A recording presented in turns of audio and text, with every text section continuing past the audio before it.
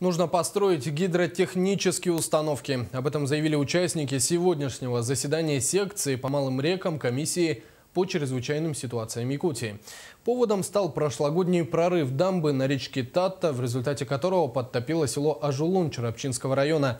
Именно тогда и обнаружили проблемы в гидротехнических сооружениях республики. Виталий Абрамов продолжит. В Якутии более 300 разнообразных гидротехнических сооружений, и большинство построено еще в советские времена. А сегодня часть из них уже приходит в негодность и требует реконструкции. Последствия недобросовестного отношения к этому мы увидели в прошлом году.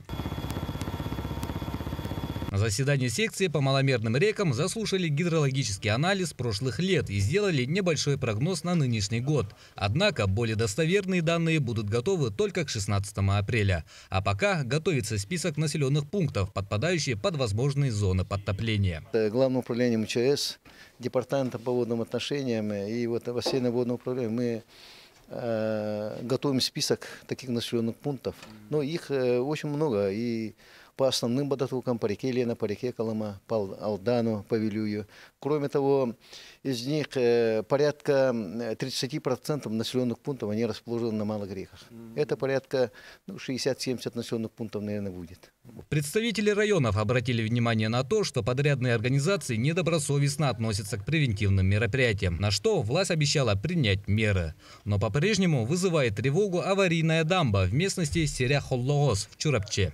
В этом году из-за того, что Серяхоллоос не будет работать, у нас есть сомнения, или, скажем по-другому, мы боимся опять затопить Апалу.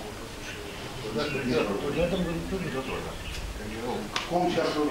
Раньше это все регулировалось Серяхоллоос, а сейчас не регулируется. Никакой сток воды будет, никто не знает. В случае, если будет большая вода, может сработать принцип домино. На случай внештатной ситуации оперативные службы будут полностью готовы. В настоящий момент тема паводка является главной. Определен состав сил и средств на реагирование к паводкоопасному периоду. Всего в готовности будет находиться более 16 тысяч человек и более 2000 единиц техники. В итоге участники заседания приняли решение укрепить определенное количество дамб по всей республике, очистить русло рек и провести дноуглубительные работы. Кроме того, Минэконом рекомендовали предусмотреть расходы для строительства новых гидротехнических сооружений. Виталий Абрамов, Дмитрий Цергучев, НВК Саха, Якутск.